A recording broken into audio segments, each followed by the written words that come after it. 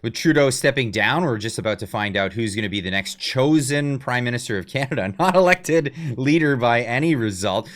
Donald Trump is about to impose tariffs on the country, and we're not talking about why. Let's discuss this.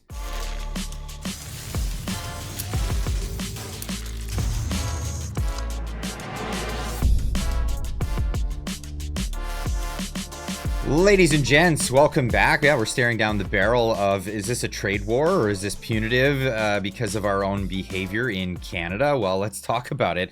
Well, no, a lot of people don't want to talk about it, especially the political class in Canada. They want to use this as a tool. And Canada has become, well, let's just face it, a fundamentally unserious country. Let's talk about this. In Canada, we actually have a petition going on in Parliament. Not that Parliament's even running, but there's a petition asking for Prime Minister to revoke Elon Musk's Canadian citizenship, and it's garnering support. Can't make this up. Serious. Yeah, Ben Bankus, comedian, saying, yeah, it's because only true democracies remove citizenship for those who have differing political views. Shout out to Pleb, the reporter, for this tweet saying 200,000 woke, I don't even know I could say that word on this platform, have signed a petition to have Elon Musk Canadian citizenship removed. This kind of stuff makes me embarrassed to be a Canadian. I'm going to agree with you on that one. There are so many dumb people in this country, and this is the reason why liberals keep winning elections. That's right. This is the thing. And while in the Liberal Party race, when they're not talking about agreeing with Hamas, yeah, I'm not kidding, that was actually said at this leadership race. Nous sommes d'accord avec Hamas, nous sommes d'accord avec une two-state. Nous ne sommes pas d'accord avec. Ooh, yeah, okay. Was that a gaffe? Was that, or just maybe a slip of the tongue of where they actually stand? No, the main focus of this liberal debate was that Donald Trump is the biggest the craziest threat that's ever happened in Canadian history. Wait a second, Mark Nixon pointing out that for 9 years, liberals told us that climate change was the biggest existential threat. Trudeau even said fighting climate change was more important than feeding your family. Do you forget that already? Now, all of a sudden, Trump invading Canada is the biggest threat. The biggest threat is the Liberal government. Absolutely. I'd love to hear what you have to say. Leave a comment in the comment section down below. Let me know what you think the biggest threat to Canada is as we move on in this topic. Now, Trudeau sends troops to the U.S. border after Trump's tariff threat. Canada's sending military reinforcements to the northern border after Trump demanded to end the F-word bad stuff, trafficking, and warned of tariffs. What's really the scene on the ground? Yeah, we sent a helicopter to our thousands and thousands of kilometers of border in Canada. That's where we're at. It's really unserious. Trudeau has not been serious, and this is the rhetoric that he's been talking about this. We need to talk about tariffs.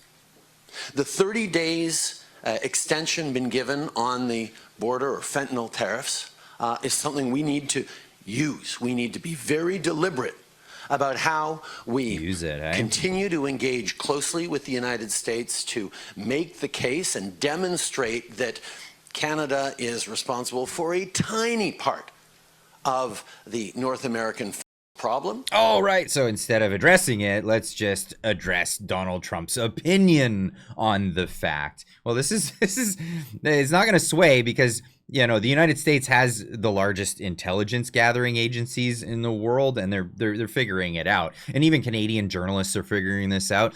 Jason James had Sam Cooper on his podcast recently. And Sam Cooper explains why Donald Trump administration believes the Trudeau Liberals have been slow to tackle the bad problem of bad stuff coming over the border or just even being in Canada.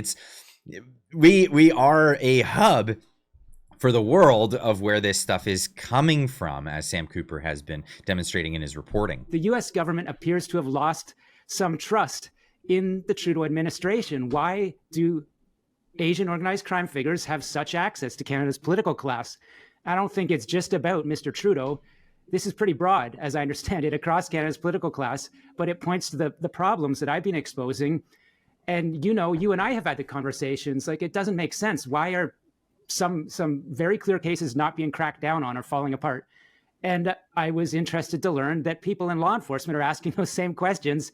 And more importantly, people in American law enforcement are asking those questions of people in Canadian law enforcement. And that gets to the issue and the Trump threats. I was told that, explosive cases such as RCMP and, Homeland Security, who's responsible for borders, would have meetings with Canada Border Services Agency officials.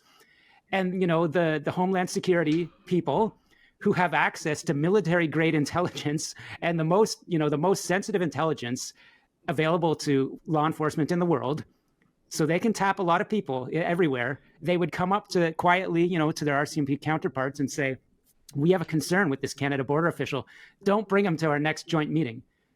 And so, as I was told, this would be put up the chain and said official would turn up to the meeting. And the Americans just got, eventually disgusted and lost trust and have stopped having those sensitive intelligence sharing meetings.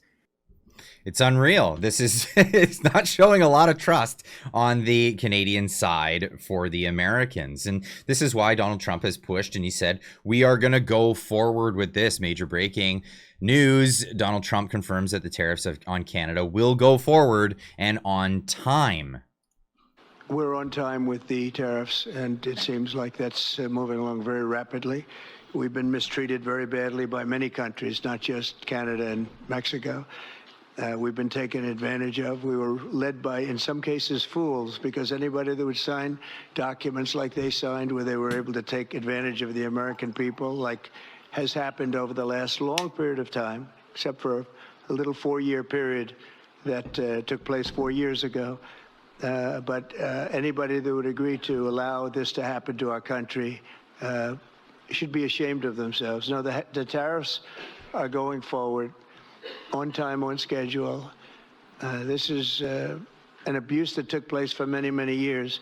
And I'm not even blaming the other countries that did this. I blame our leadership for allowing it to happen. I mean, who can blame them if they made these great deals with the United States, took advantage of the United States on manufacturing, on just about everything. Every aspect that you can imagine, they took advantage of. I look at some of these agreements, I'd read them at night, and I'd say, who would ever sign a thing like this?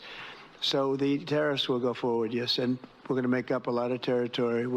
All we want is reciprocal. We want reciprocity. We want to have the same. So if somebody charges us, we charge them. It's very simple, but it'll be very good for our country. Our country will be extremely liquid and rich again. Plus, we're doing other things, as you know. We're finding tremendous waste, fraud, and abuse. Yeah, they are. They're finding a tremendous amount of that. Now, there's the bit at the end that really makes you think and go, hey, wait a second. Are we being told what's going on? This is a tweet that went out by Donald Trump. I did a story on this, and it seems to be relatively untalked about in the media. It's the idea that Donald Trump has actually changed his tune on tariffs. He's changed his tune not just on the punitive tariffs, but moving forward with a reciprocal tariff. He's actually taken the same idea as a lot of the political leaders in Canada. They said, we're going to do dollar for dollar tariffs, what he's proposing now. And I don't know if he's still going to move forward with a 25% punitive tariff, because it seems he's pushing for this instead. But it's going to be a tariff system that is just reciprocal. If Canadians have a tariff on the United States, they're going to impose a tariff on Canada. And if America has a tariff on Canada, it looks as though, and from all the language in this, it seems that things like softwood lumber would go away because we don't have a tariff on them for that. We'll see how this moves forward, but it doesn't look like we're having any real actual negotiation on the side of the Canadian government on this one, because if you look at the tariffs that we have imposing on the United States, they're quite large. And in fact, the last round that Donald Trump said he was going to consider steel and aluminum at 25%, they would go up based on the Canadian standard of what steel and aluminum, steel would be at 25, but aluminum would go up to 45%. Now, that wouldn't be very good for people in Quebec that are producing aluminum, for people in all over Canada, any aluminum producers. But this isn't the language that we're getting back from our politicians, our political class. And even on the conservative side, we have Pierre Poilievre even saying on social media, sharing this article from the Toronto Sun, both carbon tax obsessed Carney and deregulator in chief Trump are bad news for the Canadian economy. He's saying double trouble, the two of them together. Now, Trump wants our jobs, he says. Trump wants a fair deal, and this is what he's been saying, and this lends towards this whole idea. Carney's carbon tax on Canadian industry will help Trump take them. If Carney wins, Canada loses. It's more of the same rhetoric, and even Tamara Lich was on Twitter saying this: Trump wants our jobs. This is a disappointing take from you and your team. Trump wants border security to prevent drugs and terrorists from entering his country. You're starting to sound like all of the rest of them, and it's not a good look. I'd love to hear what you guys have to say about this, but this is a disappointing one. This is definitely a disappointing one, and it's going to lead to what we might see as a trade war on the Canadian side. But it really is just punitive because of our own behavior, and we're seeing things like the dollar reducing considerably in its value in recent times, and this is why I've been pitching to Canadians to go with our friends of the channel over here at New World Precious Metals to get yourself protected from this, both an inflationary crisis, because Carney is signaling that he's going to just turn on the money printers, and that's where we're going to go forward in this country, or we're going to have a trade war with the United States, which will tank the value of our dollar. What happens when it tanks the value of our dollar? Well, it tanks the value of your savings. And if you have any savings that you want to protect, this is how you're going to do this. You can screen grab this. You just take a screen grab of this moment in this video later and hit that QR code, send you on over there, or hit the link in the description down below. Coming up tonight is going to be a special conference for people who are interested in this, put on by New World Precious Metals. And this is for specifically this channel's community. And here's Bryce Wade talking about it. On February 25th, we're doing a private presentation for Clyde's community, so you can understand how gold and silver have protected people throughout turbulent times throughout history. And you'll see what this generational opportunity is that you could potentially increase your wealth. On top of that, we'll also do a quick Q&A session to answer any of the questions you might have regarding gold, silver, the economy, geopolitics, stuff like that. That's kind of my focus, is the geopolitics and the fundamentals of all of this. But if you have money in the markets right now, there is a risk that you will lose it in a market correction. The last one that we had was in 2008. So if you've seen The Big Short, you know that the markets are kind of corrupt to a degree. And so if you want to kind of understand and know more about what gold and silver has done for people in these situations, come and talk to us. So the event's going to be at 6 p.m. PST on February 25th. And if you're interested in this, you can either click the link below that will sign up for this on Eventbrite, or click the link below and there's an affiliate link for Clyde's community, and you can set up a call with us. So hope to see you there, and please bring lots of good questions, because we love good questions. Talk to you soon. Go check that out. That's this evening, and I think you won't be disappointed. It'll be a great one, and lots of people in there to discuss the ideas of protecting your wealth in this turbulent time. But about this, has Canada become a fundamentally unserious country? I'd love to hear your comments on this in the comments down below, and of course, we'll see you in the next one. Keep on trucking.